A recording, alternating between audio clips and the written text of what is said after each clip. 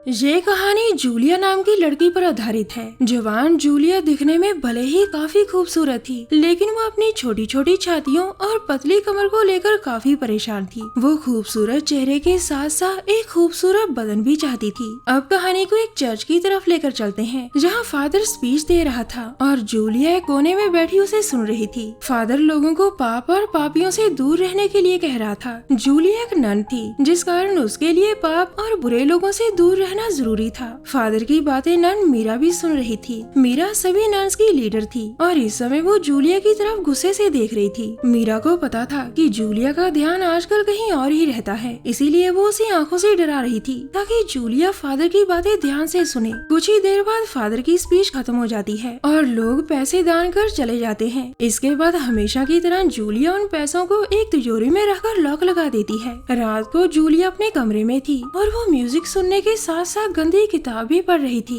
इसी दौरान उसके कमरे का दरवाजा खोलकर कोई अंदर आता है और फिर वो जूलिया के पास आकर उससे किताब छीन लेता है। कमरे में आने वाली मीरा थी, जिसे जूलिया पर पहले से ही शक था। वो गुस्से में आकर जूलिया को बेहद डांटती है और फिर उसके सामने ही उसकी किताब को जला देती है। अगले दिन फादर फिर से स्पीच देता है। स्पीच के बाद लोग फिर से दान करते हैं और हमेशा की तरह जूलिया इन पैसों को तिजोरी में रखकर लॉक लगाने लगती है, लेकिन आज वो कुछ सोचकर रुक जाती है। तिजोरी के पैसे देखकर जूलिया के मन में लालच आ गया था। उधर मीरा ईश्वर से प्रार्थना कर रही थी, लेकिन इसी बीच कैंडल्स अपने आप बुझने लग जाती हैं। मीरा समझ जाती है कि आज कुछ बुरा होने वाला है और ये काम कोई शैतानी रूह करने वाली है। थोड़ी देर बाद जूलिया हमें शहर में नजर आती है। वो तिजोरी से पैसे चुराकर वहाँ से भाग आई थी। शहर के बाजार में जूलिया को एक प्लास्टिक सर्जरी का बैनर नजर आता है। जूलिया अपने सभी सपने पूरे करने के लिए सर्जन के पास आकर उसे चोरी किए हुए सारे पैसे दे देती है। ये सर्जन दिखने में काफी गंदा सा नजर आ रहा था, लेकिन फिर भी जूलिया उस पर यकीन करने के लिए तैयार थी, क्योंकि जूलिया को हर हाल में खूबसूरत बदन चाहिए था। पूरे पैसे गिनकर सर्जन मुस्कुराता है, क्योंकि आज उसने पहली बार इतने पैसे एक साथ गिने थे। जल्द ही जूलिया की सर्जरी शुरू हो जाती है। जूलिया को बड़ी बड़ी छातियाँ और बाहर निकली हुई कमर चाहिए थी। सर्जन भी अपनी तरफ से पूरी कोशिश करने लगता है कि वो जूलिया के सारे सपने पूरे कर सके। कुछ दिनों बाद एक बार के बाहर रेबिन नाम का बदमाश अपनी बाइक से उतरता है और फिर दारू पीने के लिए बार के अंदर आता है। बार में पहले से ही कई लोग मौजूद थे जो बदमाश रेबिन को अच्छी तरह से जानते थे। रेबिन आते ही दारू पीने लगता है। दारू के साथ उसे सिगरेट्स पीने का भी बहुत शौक था। इसी बीच बार की लाइट बंद होती है, जिसके बाद रेबिन स्टेज की तरफ घूमता है। स्टेज पर आज एक नई लड़की डांस करने आई थी। इस नई लड़की का खूबसूरत चेहरा देखकर रेबिन के तोते उड़ गए थे। उसकी कमर देखकर रेबिन का बीपी बढ़ चुका था। लड़की की बड़ी बड़ी छातियाँ देखकर रेबिन की आंखें भी चौड़ी हो गई थी। ये नई लड़की हमारी जूलिया ही थी, जो रेबिन की हालत देखकर मुस्कुरा रही थी। अब कहानी कुछ देर बाद जंगल किनारे शुरू होती है। जूलिया इस समय रेबिन के साथ थी और रेबिन उससे कहता है, मैं सिर्फ शैतान को मानता हूँ और देखो शैतान ने आज मेरे लिए परी भेज दी। अपनी तारीफ सुनकर जूलिया मुस्कुराने लगती है। रेबिन आगे कहता है, मैं जन्म से ही बदमाश और गरीब था। विमल चबाकर जब लोग थूकते थे तो मैं उनका वही थूक चाट चाट कर बड़ा हुआ हूँ। रेबिन ने अपने सारे राज जूलिया को बता दिए थे,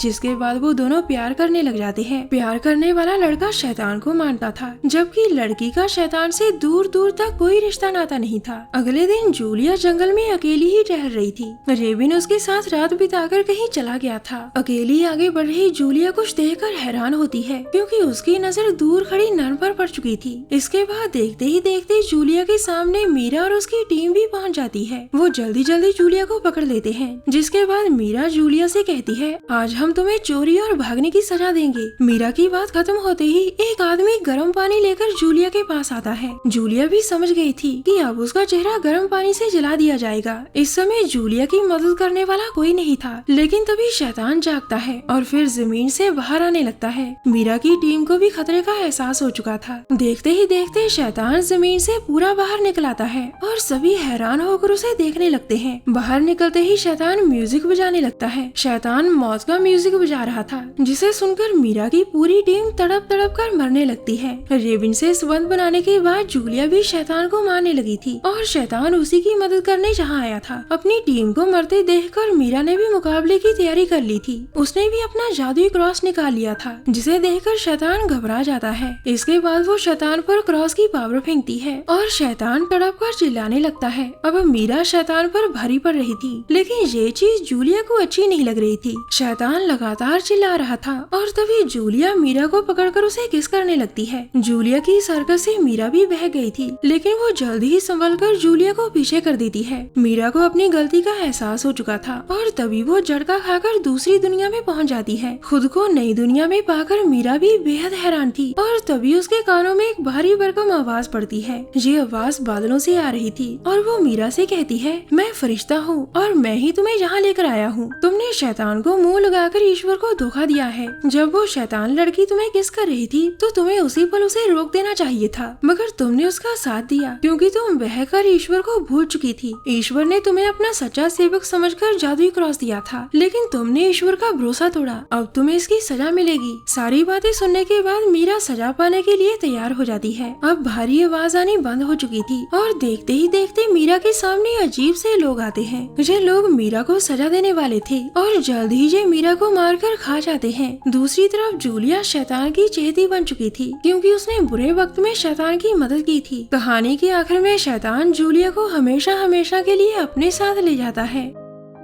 इस छोटी सी कहानी की शुरुआत जिमी नाम के लड़के से शुरू होती है। इस समय जिमी एक पार्क में गिटार बजा रहा था, लेकिन पार्क में बैठे लोग उसे पूरी तरह से इग्नोर कर देते हैं। ना तो तालियां बजती है और ना ही कोई जिमी को टिप देता है। जिमी एक टॉप का रॉक स्टार बनना चाहता था, मगर पार्क में बैठे लोगों को उसका म्यूजिक जरा सा भी अच्छा नहीं लगता और तो और वो उसका मजाक उड़ाकर उसे पीटने की भी कोशिश करते हैं। पार्क से भागकर जिमी सीधा अपने पिता रैंडी के पास आता है। जिमी की पूरी बात सुनकर वो उसके सामने एक नया गिटार रख देते हैं। नया गिटार बड़ा शानदार था और इसे देखकर जिमी के भी तोते उड़ गए थे। रैंडी उसे बताता है कि ये गिटार तुम्हारी किस्मत बदल देगा। इसके आगे वो जिमी को बताता है कि ये तुम्हारे दादाजी का था और इसे पाने के लिए उन्होंने शैतान से समझौता किया था। समझौता ये था कि मौत के बाद उन्हें शैतान की गुलामी करनी पड़ेगी। जिमी रैंडी की हर बात ध्यान से सुन रहा था। आखिर में रैंडी खड़ा होकर कहता है कि इसे चलाने का एक ही नियम है और वो नियम है कि इसे सिर्फ रात को ही इस्तेमाल किया जा सकता है। मगर रैंडी की पूरी बात सुनने से पहले ही जिमी गिटार लेकर वहाँ से भाग गया था। उसने जल्दी जल्दी पार्क में आकर गिटार बजाने की तैयारी भी कर ली थी। देखते ही देखते वो गिटार बजाने लगता है और इस बार लोगों को उसका म्यूजिक पसंद भी आता है। जिमी लगातार गिटार बजा रहा था, लेकिन इसी बीच गिटार का अगला हिस्सा अपने आप अलग हो जाता है और अलग होकर वो लोगों को काटने लग जाता है। जिमी भी आंखें फाड़कर सब देख रहा था। अब पार्क में जितने भी लोग मौजूद थे, गिटार का अगला हिस्सा उन सभी को बेरहमी से मारने लगा था। देखते ही देखते उसने पूरे पार्क में कोहराम मचा दिया था और सभी को मारने के बाद वो जिमी को भी मार देता है। जिमी ने जल्दबाजी में रैंडी की पूरी बात नहीं सुनी थी और इसी कारण वो भी मारा गया था। हमारी वीडियो देखने के लिए धन्यवाद।